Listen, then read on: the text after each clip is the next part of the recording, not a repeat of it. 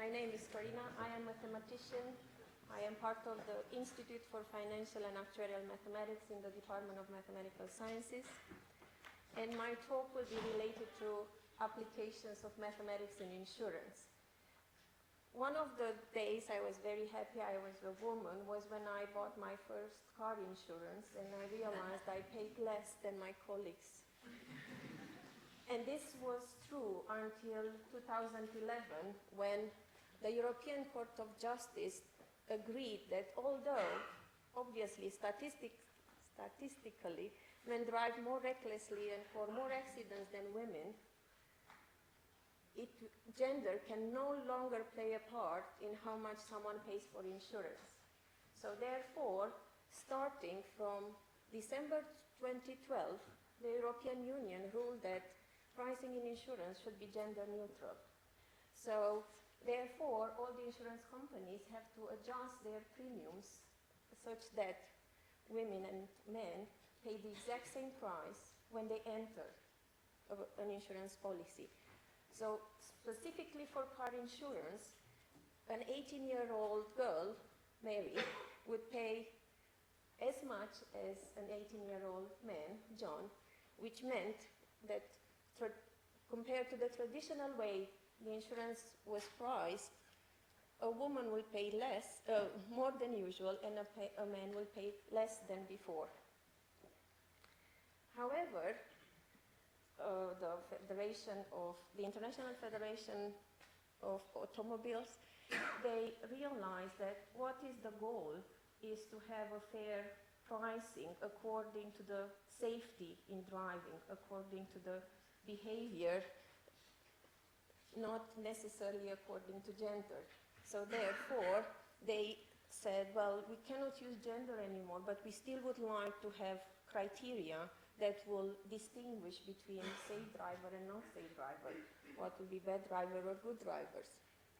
And so among these criteria, they were considering the age of the driver that always remains in place, and how much time you drive, if you drive during the night, if you are a speed driver, or how many accidents you had.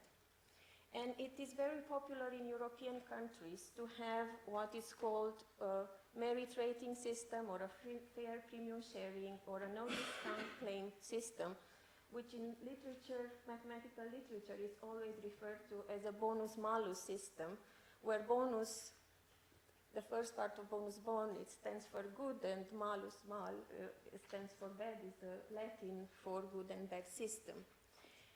With these systems in place, the only problem where people, insurance, have to be very careful with is what is called bonus hunger problem, which is that knowing that you will not get a bonus if you declare an accident, you tend to not declare your accident. So then we never know what is actually a real good driver versus a not so safe driver.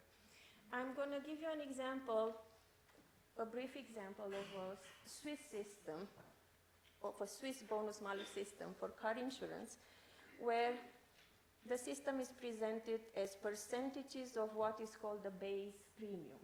So if the fair premium would be 100% and it's considered to be class 9, if you do not have a claim for a year, you are automatically moved in class 8, so one class down, meaning you will pay only 90% of the premium you paid the year before, and so on. Then you get 80 if the next year you don't have a claim, and you can go as low as paying 45% of the base premium. On the other hand, the punishments, the malus goes, the minute you have a claim, the adjustments of your premium goes much faster, in the sense that you move up 3 classes for each claim that you are reporting. So for instance, if you are in class 8 because you had no claims in the first year, then you will jump, at the minute you have a claim, you jump to class 11. Of course, in the premium calculation, if you have noticed in the previous slide, all we cared for is how many claims you had, 0, 1, or 2, or more. But however, when the price for a premium is the expected loss, and the expected loss is the product, if you will, or what is the average number of claims expected, but times how large you expect these claims to be. So considering only number of claims when adjusting the premiums, we in Liverpool advocate it might not be enough and might not provide the safest and the fastest adjustment for fair premium sharing. Now, in mathematical literature, the bonus-malus system entered in 1957. However, this sounds quite recent. The first car insurance was sold in 1930. So it's quite an intricate mathematical problem, and throughout the 70s and 80s, the development of credibility theory and Bayesian statistics improved the way this pricing of car insurance was done if bonus-malus system was considered.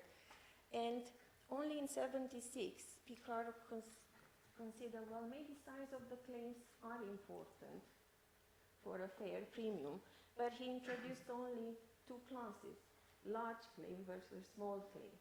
And only recently, due to, again, more distribution statistical methods, we could consider some mixing of distributions that will generate the possibility to consider also the claim sizes when we price a bonus-malus system.